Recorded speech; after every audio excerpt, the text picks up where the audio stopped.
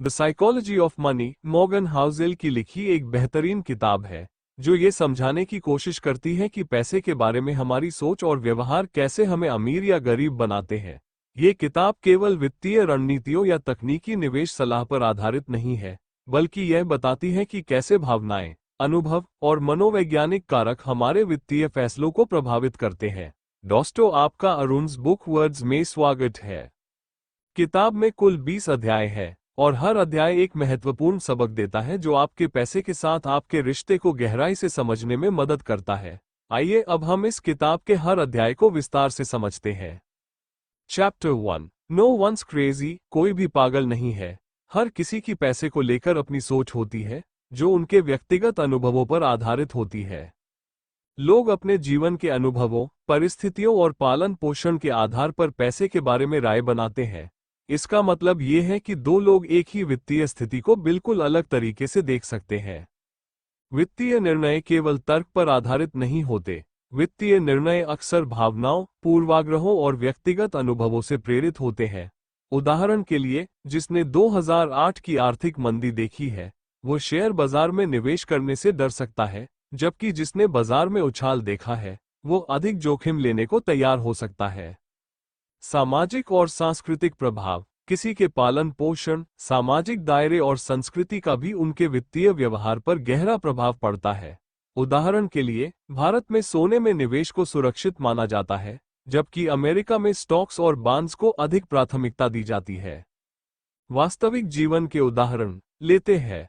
Morgan Housel ने अपनी दादी का उदाहरण दिया, जिन्होंने ग्रेट डिप्रेशन का सामना किया था और इसलिए वे हमेशा बेहद सतर्क और बचत करने वाली रहीं।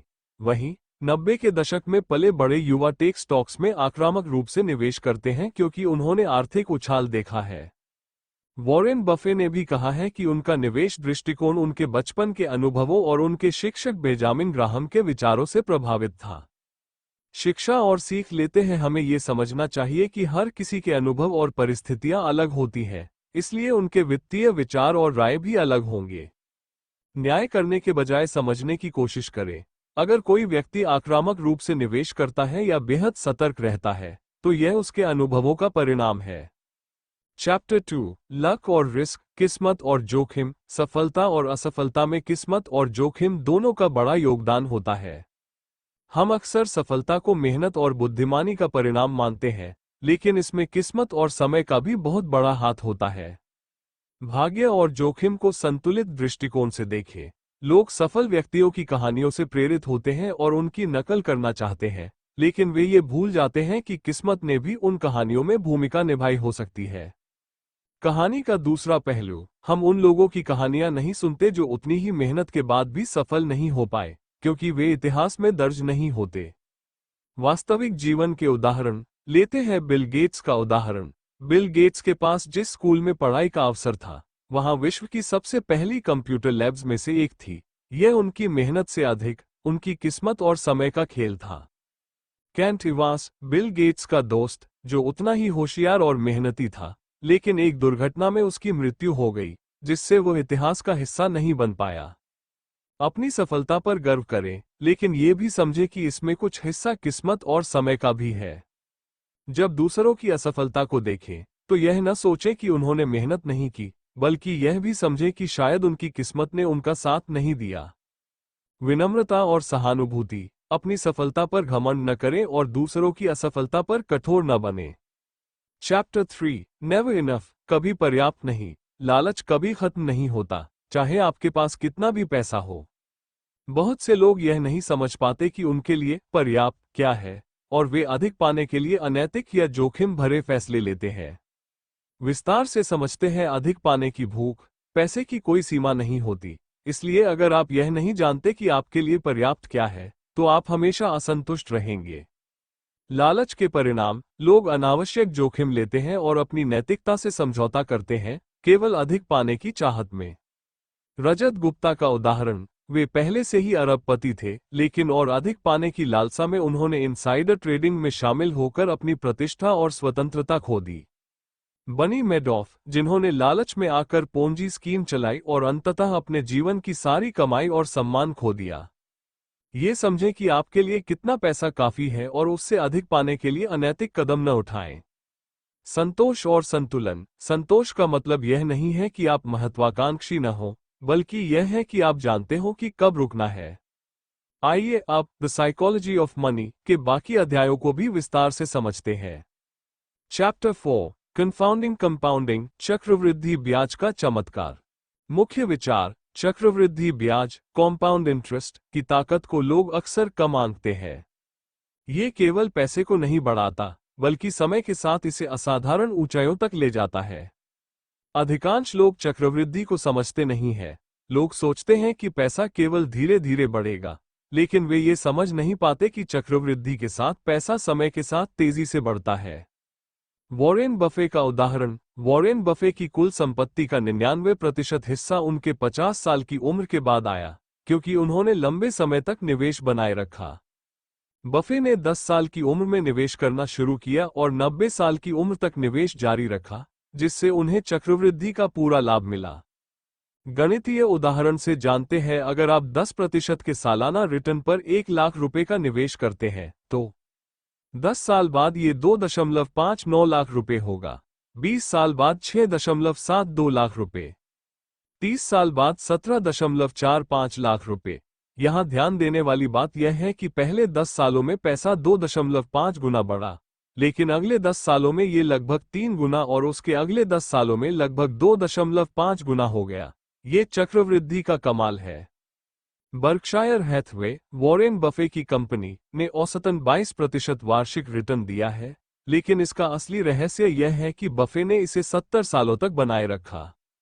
बेंजामिन फ्रैंकलिन ने 200 साल पहले 2 शहरों में छोटी राशि निवेश की थी, जो समय के साथ चक्रवृद्धि से करोड़ों में बदल गई। जल्दी शुरू करें और धैर्य रखें। चक्रवृद्धि का असली फायदा तभी मिलता है जब आप समय को अपने पक्ष में काम करने दें। अल्पकालिक उतार चढ़ाव से विचलित ना हो। बाजार में गिरावट और उछाल आते रहते हैं, लेकिन लंबे समय तक निवेश बनाए रखने से चक्रवृद्धि का पूरा लाभ मिलता है। Chapter 5 getting wealthy VS staying wealthy, धनवान बनना बनाम धन बनाए रखना।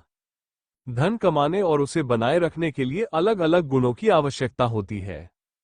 अमीर बनने के लिए आत्मविश्वास और जोखिम लेने की क्षमता चाहिए, जबकि अमीर बने रहने के लिए सावधानी, विनम्रता और अनुशासन चाहिए। धन कमाने के लिए आक्रामकता और जोखिम लेने की क्षमता। लोग तभी अमीर बनते हैं जब वे अवसरों को पहचानते हैं और उनके लिए साहसिक कदम उठाते हैं। उदाहरण, एलोन मस्क ने अपनी सारी संपत्ति टेस्ला और स्पेसएक्स में लगा दी, जो उस समय बेहद जोखिम भरा कदम था। धन बनाए रखने के लिए विनम्रता और अनुशासन। धन को बनाए रखने के लिए ये समझना जरूरी है कि भविष्य अनिश्चित है और इसलिए आपको हमेशा तैयार रहना चाहिए। विविधता, डाइवर्सिफिकेशन और अनुशासन। अपने निवेश को अलग अलग जगह लगाकर जोखिम को कम करें। जेसेफ पंप्लियानो ने कहा कि अमीर बनने के लिए बड़े दांव लगाना पड़ता है, लेकिन अमीर बने रहने के लिए जोखिम को नियंत्रित करना पड़ता है। वॉरेन बफे ने एक बार कहा था कि उनका सबसे बड़ा डर यह है कि वे एक गलती से अपनी सारी संपत्ति खो सकते हैं, इसलिए वे हमेशा सुरक्षित और दीर्घकालिक निवेश करते हैं। धन कमाने और बनाए रखने के लिए रणनीति बदलनी पड़ती है। यह न सोचे कि आप हमेशा विजेता रहेंगे। विनम्रता और तैयारी जरूरी है। अपने निवेश को नियमित रूप से परखें और जरूरत पड़ने पर बदलाव करें। चैप्टर 6 टेल्स यू विन, असाधारण घटनाओं का महत्व। कुछ असाधारण घटनाएं, टेल इवेंट्स, ही सबसे बड़े परिणाम लाती है। निवेश और जीवन दोनों में अधिकांश परिणाम कुछ चुनिंदा घटनाओं से प्रभावित होते हैं। टेल इवेंट्स क्या है? ये ऐसी असामान्य घटनाएं होती हैं जो दुर्लभ होती हैं, लेकिन जब होती हैं तो बहुत बड़ा प्रभाव डालती है। उदाहरण, किसी एक स्टॉक का अप्रत्याशित रूप से कई गुना बढ़ जाना। कुछ ही घटनाएं या निवेश आपके जीवन को पूरी तरह बदल सकते हैं। अधिकांश सफल लोगों के जीवन में 80% परिणाम केवल 20% कार्यों से आते हैं। पारेटो सिद्धांत। वॉरेन बफे ने अपनी 400 अरब डॉलर की संपत्ति का अधिकांश भाग केवल 10 निवेशों से कमाया है। जेके रोलिंग की हैरी पॉटर श्रृंखला ने उन्हें अरबपति बना दिया, लेकिन इससे पहले उनके कई उपन्यास असफल रहे थे। एप्पल और अमेजन जैसी कंपनियां टेल इवेंट्स का सबसे बड़ा उदाहरण है, जिन्होंने निवेशकों को अप्रत्याशित लाभ दिए। टेल इवेंट्स के लिए तैयार रहें। विविधता, डाइवर्सिफिकेशन रखें ताकि अगर एक बड़ा टेल इवेंट हो तो आप उसका पूरा लाभ उठा सकें। धैर्य और अनुशासन बनाए रखें, क्योंकि टेल इवेंट्स का समय कोई नहीं जानता। जोखिम प्रबंधन, टेल इवेंट्स दोनों तरफ जा सकते हैं, अत्यधिक लाभ या हानि, इसलिए जोखिम को समझदारी से प्रबंधित करें। आइए अब द साइकोलॉजी ऑफ मनी के अगले अध्यायों को विस्तार से समझते हैं। चैप्टर 7, फ्रीडम, स्वतंत्रता का असली मतलब। सच्ची संपत्ति का मतलब है आजादी, अपनी शर्तों पर जीने की स्वतंत्रता। पैसा आपको विकल्प देता है, जिससे आप अपनी जिंदगी को अपने तरीके से जी सकते हैं। पैसा केवल चीजें खरीदने के लिए नहीं है, यह आपको समय और विकल्प की आजादी देता है। सबसे बड़ा लाभ, अपने समय पर नियंत्रण पाना। आप तब काम कर सकते हैं जब आपको करना अच्छा लगे। आप अपनी प्राथमिकताओं के अनुसार अपने दिन की योजना बना सकते हैं।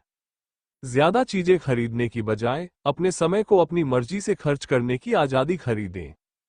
उदाहरण, अगर आपके पास वित्तीय स्वतंत्रता है तो आप नौकरी बदलने या ब्रेक लेने का जोखिम उठा सकते हैं। टिम फेरिस ने अपनी किताब द 4 आवर वर्क वीक में समझाया कि पैसे का असली मतलब है वैकल्पिकता, काम करने या न करने की आजादी। वॉरेन बफे ने कहा है कि उन्होंने अरबों डॉलर इसलिए नहीं कमाए कि वे महंगी चीजें खरीद सके, बल्कि इसलिए कि वे अपनी शर्तों पर जी सके। पैसे को स्वतंत्रता का साधन समझें, भौतिक वस्तुओं को इकट्ठा करने की बजाय अपनी शर्तों पर जीने की क्षमता को प्राथमिकता दें। स्वतंत्रता की योजना बनाएं, अपने निवेश और बचत को इस तरह से संरचित करें कि वे आपको अधिक विकल्प और स्वतंत्रता दें। Chapter 8, man in the car paradox, महंगी चीजों का भ्रम। लोग महंगी चीजें इसलिए खरीदते हैं ताकि वे दूसरों पर प्रभाव डाल सकें, लेकिन असल में लोग उन चीजों की बजाय खुद पर ध्यान देते हैं। दूसरे लोग आपकी चीजों की तारीफ करने की बजाय खुद को आपकी जगह पर रखते हैं। प्रभाव बनाने की कोशिश, जब कोई महंगी कार या लग्जरी वस्तु खरीदता है तो वह ये सोचता है कि लोग उसे सराहेंगे, लेकिन असल में लोग उस वस्तु को देखकर खुद की कल्पना करते हैं, न कि आपके बारे में सोचते हैं। पहचान और स्थिति, महंगी चीजें अक्सर पहचान और स्थिति के प्रतीक के रूप में देखी जाती हैं, लेकिन वे आपको असली खुशी या संतोष नहीं देती। लोग आपकी पहचान को नहीं, बल्कि आपकी चीजों को देखते हैं और फिर उन्हें अपने जीवन से जोड़ते हैं।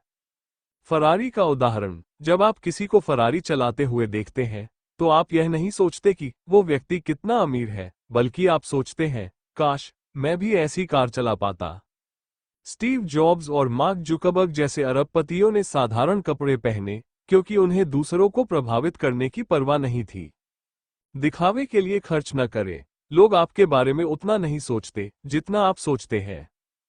प्रभाव की वास्तविकता समझें, अगर आप केवल दूसरों को प्रभावित करने के लिए महंगी चीजें खरीदते हैं तो आप कभी भी संतुष्ट नहीं होंगे। असली खुशी अंदर से आती है, बाहरी दिखावे से नहीं, बल्कि आत्मसंतोष और आंतरिक स्वतंत्रता से। Chapter 9, wealth is what you don't see, अदृश्य धन। असली धन वो है जो दिखाई नहीं देता, आपकी बचत, निवेश और वित्तीय सुरक्षा। जो चीजें आप खरीद सकते हैं वे आपकी संपत्ति नहीं है, बल्कि जो आप बचाते हैं वही आपकी असली संपत्ति है। दिखावे बनाम वास्तविकता, महंगी कारें, बड़े घर, ब्रांडेड कपड़े, ये सब खर्च को दिखाते हैं, न कि संपत्ति को। असली धन आपके बैंक खाते, निवेश पोर्टफोलियो और बचत में है, जो दूसरों को दिखाई नहीं देता। धन को संरक्षित करना पैसा खर्च करने से कम नहीं होता, लेकिन बचत और निवेश उसे बढ़ाते हैं। असली अमीर वही होता है जो अपनी आय से कम खर्च करता है और जो बचाता है उसे समझदारी से निवेश करता है।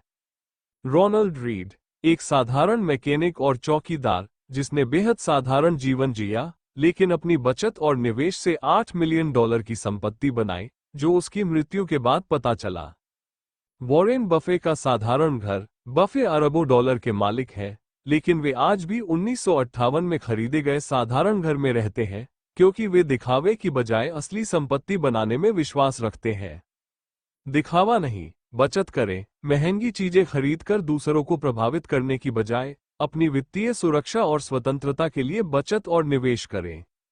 वास्तविक संपत्ति पर ध्यान दें, आपकी संपत्ति आपकी कार या घर में नहीं, बल्कि आपके बैंक बैलेंस और निवेश में है। मितव्ययिता को अपनाएं। साधारण जीवन शैली अपनाकर आप लंबे समय तक वित्तीय सुरक्षा पा सकते हैं।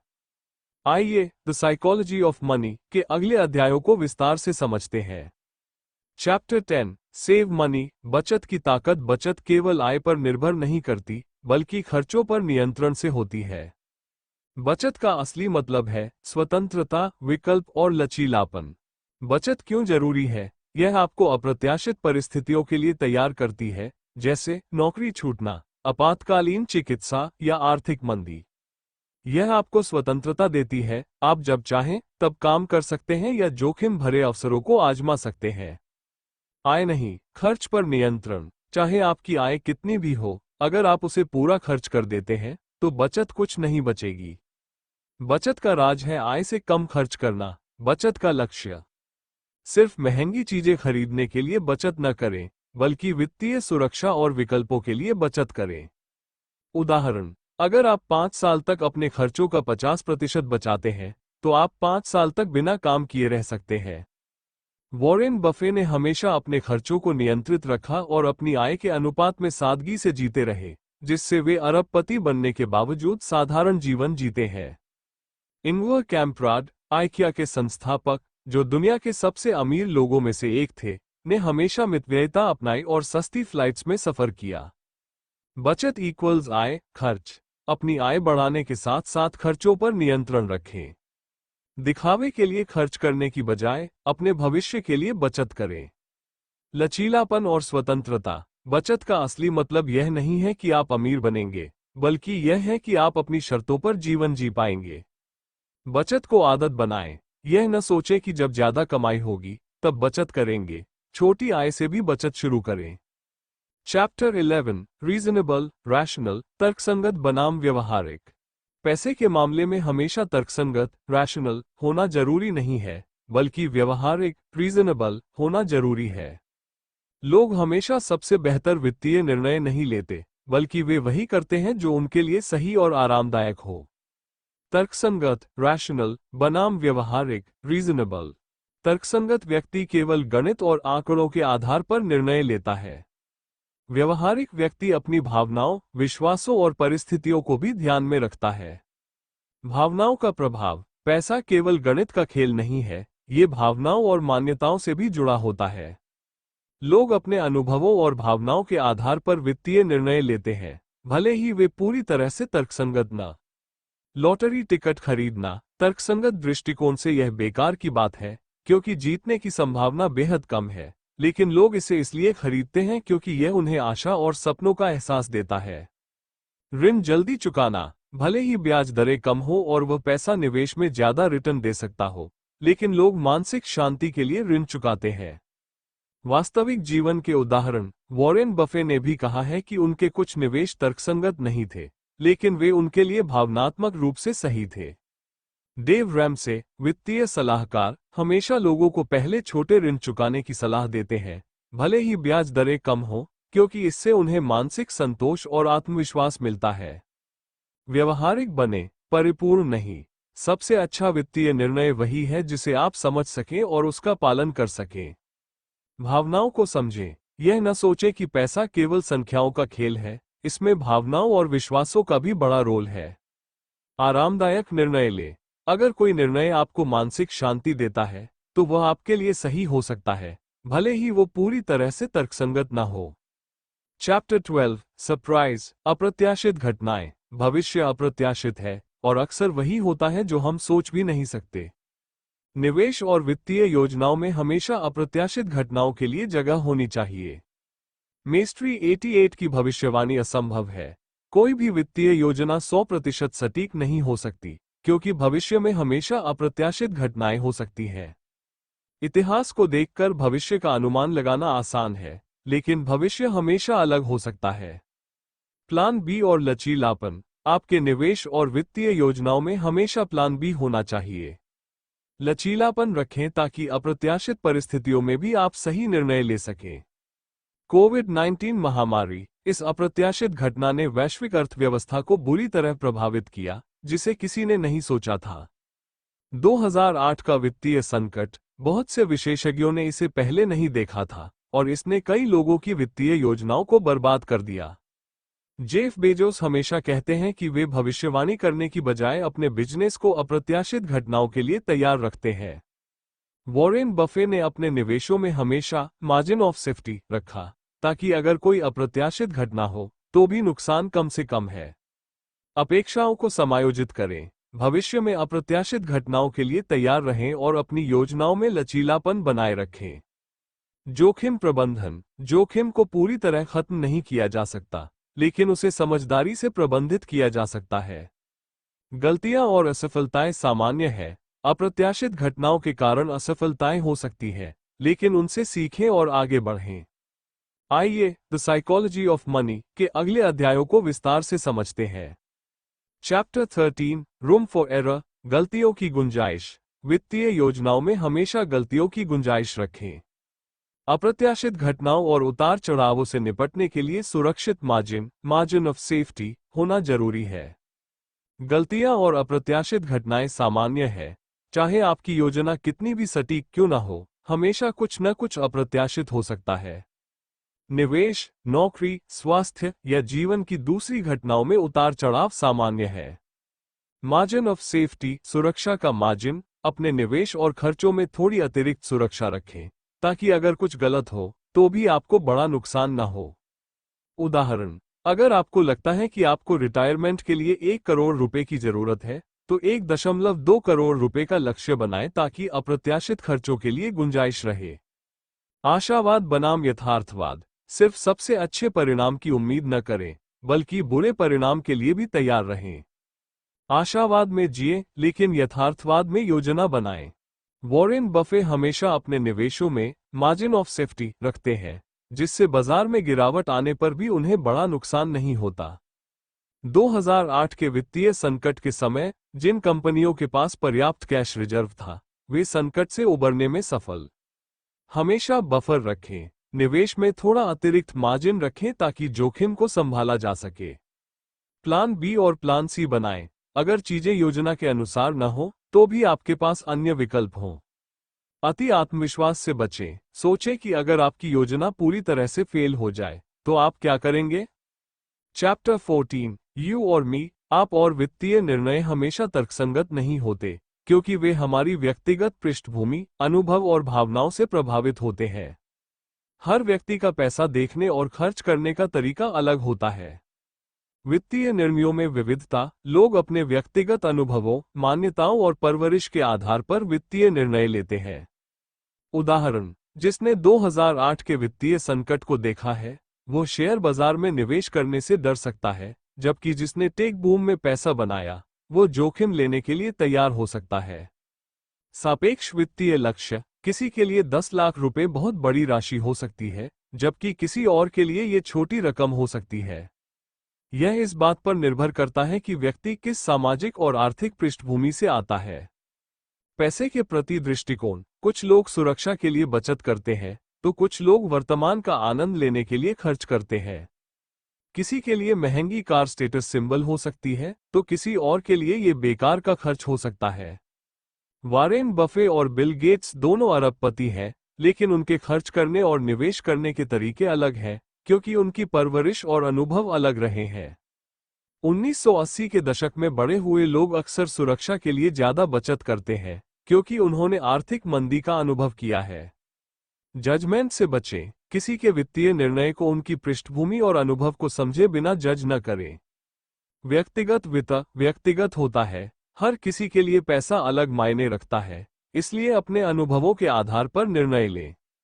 समान सलाह सभी पर लागू नहीं होती, वित्तीय सलाह लेते समय अपनी परिस्थितियों और लक्ष्यों को ध्यान में रखें। Chapter 15, the seduction of pessimism, निराशावाद का आकर्षण। निराशावादी भविष्यवाणियां अक्सर आकर्षक लगती हैं, क्योंकि नकारात्मक घटनाएं तेजी से और गहराई से असर डालती हैं। लोग बुरी खबरों को ज्यादा गंभीरता से लेते हैं और उन्हें जल्दी सच मान लेते। बुरी खबरें या संकट की भविष्यवाणियां लोगों को जल्दी प्रभावित करती हैं, क्योंकि वे डर और चिंता पैदा करती हैं। उदाहरण, बाजार गिरने वाला है जैसी खबरें जल्दी ध्यान आकर्षित करती हैं, जबकि बाजार स्थिर रहेगा जैसी खबरें उतनी रोमांचक नहीं लगती।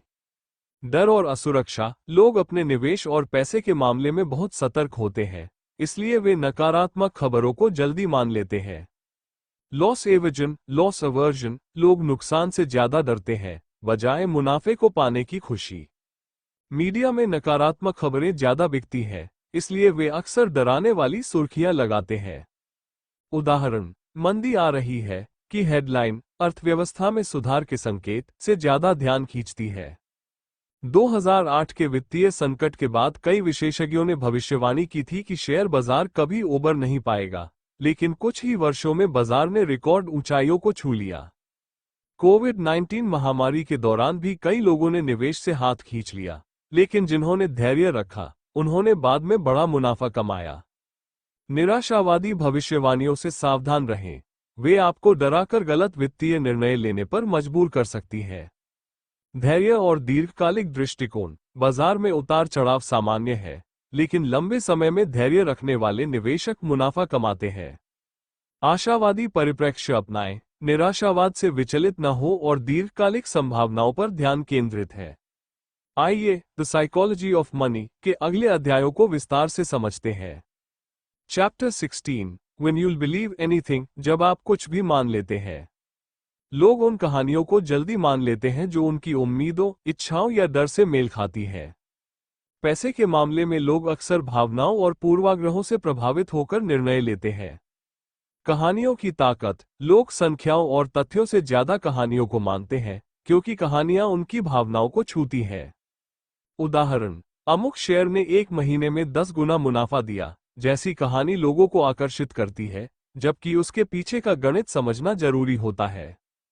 कंफर्मेशन बायस, पुष्टिकरण पूर्वाग्रह, लोग वही जानकारी ढूंढते हैं और मानते हैं जो उनके मौजूदा विश्वासों की पुष्टि करती हो। उदाहरण, अगर कोई मानता है कि रियल एस्टेट में निवेश सबसे अच्छा है, तो वो उसी से जुड़ी सकारात्मक खबरें पढ़ेगा और नकारात्मक खबरों को नजरअंदाज करेगा। अफवाहों और हेरफेर से बचाव, कई बार अफवाहें, प्रचार या वित्तीय सलाहकारों की राय आपको गलत दिशा में ले जा सकती है। महत्वपूर्ण है कि किसी भी निवेश निर्णय से पहले तथ्यों और आंकड़ों को स्वयं जांचें। वास्तविक जीवन के उदाहरण, .com बबल 2000, लोगों ने ये कहानी मान ली थी कि इंटरनेट से जुड़ी हर कंपनी सफल होगी, चाहे उसकी वित्तीय स्थिति कैसी भी हो। जब ये बबल फूटा तो कई निवेशक बर्बाद हो गए। बिटकॉइन और क्रिप्टोकरेंसी, लोगों ने जल्दी अमीर बनने की कहानियों पर विश्वास करके बिना समझे भारी निवेश कर दिया, जिससे कई लोगों को बड़ा नुकसान हुआ। भावनाओं को नियंत्रित करें, भावनाओं में बहकर निवेश न करें, बल्कि तर्क और तथ्यों पर आधारित निर्णय लें। अफवाहों से सावधान रहें, सोशल मीडिया और खबरों में आने वाली सनसनीखेज कहानियों को जांचे परखे बिना न मानें। लंबे समय तक टिकने वाली रणनीतियां अपनाएं, त्वरित मुनाफे की कहानियों में उलझने की बजाय दीर्घकालिक निवेश रणनीतियों पर ध्यान दें। Chapter 17, the power of stories, कहानियों की ताकत। कहानियां लोगों को प्रेरित करती हैं, विश्वास दिलाती हैं और उनके वित्तीय व्यवहार को आकार देती हैं। हमारे निवेश और खर्च करने के तरीके हमारी कहानियों और अनुभवों से गहराई से जुड़े होते हैं। पैसा और कहानियां, लोग पैसे को केवल संख्याओं के रूप में नहीं देखते, बल्कि उसके साथ जुड़ी कहानियों, भावनाओं और अनुभवों के रूप में देखते हैं। उदाहरण, किसी के लिए पैसा सुरक्षा का प्रतीक है, क्योंकि उसने गरीबी देखी है, जबकि किसी और के लिए यह स्वतंत्रता का प्रतीक हो सकता है। वित्तीय निर्णयों में कहानियों का प्रभाव, लोग निवेश करने या खर्च करने के फैसले तर्क या गणित के आधार पर नहीं, बल्कि कहानियों और भावनाओं के आधार पर लेते हैं। उदाहरण, रियल एस्टेट में नुकसान नहीं होता जैसी कहानी भारत में इतनी लोकप्रिय है कि लोग बिना रिसर्च के इसमें निवेश कर देते हैं। आत्मकथाओं और रोल मॉडल्स का प्रभाव, हम अक्सर सफल लोगों की कहानियों से प्रेरित होकर उन्हीं की तरह बनने की कोशिश करते हैं। उदाहरण, वॉरेन बफे की कहानी सुनकर कई लोग स्टॉक्स में निवेश करना शुरू करते हैं, लेकिन उनके अनुशासन और धैर्य को अपनाए बिना। हावर्ड शुल्स, स्टारबक्स के संस्थापक, ने अपनी परवरिश में गरीबी देखी थी, इसलिए वे वित्तीय सुरक्षा को बहुत महत्व देते हैं। एलोन मस्क की जोखिम लेने की कहानियां लोगों को आकर्षित करती हैं, लेकिन उनके पास मौजूद संसाधनों और आत्मविश्वास को लोग नजरअंदाज कर देते हैं। अपनी कहानी पहचानें, अपने वित्तीय निर्णयों के पीछे की कहानी और अनुभवों को समझें। प्रेरणा लें, नकल नहीं। सफल लोगों की कहानियों से प्रेरणा लें, लेकिन अंधानुकरण न करें। तथ्यों और कहानियों में अंतर समझें। किसी भी वित्तीय निर्णय से पहले तथ्यात्मक विश्लेषण करें, केवल कहानियों पर भरोसा न करें। Chapter 18 all together now. सब कुछ मिलाकर। सभी अध्यायों में बताई गई बातें एक दूसरे से जुड़ी हुई हैं और मिलकर संपूर्ण वित्तीय समझ बनाती हैं। पैसा केवल गणित का खेल नहीं है, ये भावनाओं, मान्यताओं और कहानियों का भी खेल है। मनोविज्ञान और पैसा, द साइकोलॉजी ऑफ मनी का मुख्य संदेश है कि पैसे का प्रबंधन केवल संख्याओं और निवेश रणनीतियों के बारे में नहीं है, बल्कि यह आपकी सोच, भावनाओं और व्यवहारों से गहराई से जुड़ा है। धैर्य, अनुशासन और लचीलापन। निवेश और वित्तीय स्वतंत्रता पाने के लिए धैर्य, अनुशासन और गलतियों से सीखने की क्षमता जरूरी है। व्यक्तिगत वित्तीय यात्रा। हर किसी की वित्तीय यात्रा अलग होती है, इसलिए एक आकार सभी पर फिट बैठता है जैसी रणनीति काम नहीं करती। अपने अनुभवों, परिस्थितियों और लक्ष्यों के अनुसार अपनी वित्तीय योजना बनाएं। संतुलन बनाए रखें। जोखिम, बचत, निवेश और खर्च में संतुलन बनाए रखना महत्वपूर्ण है।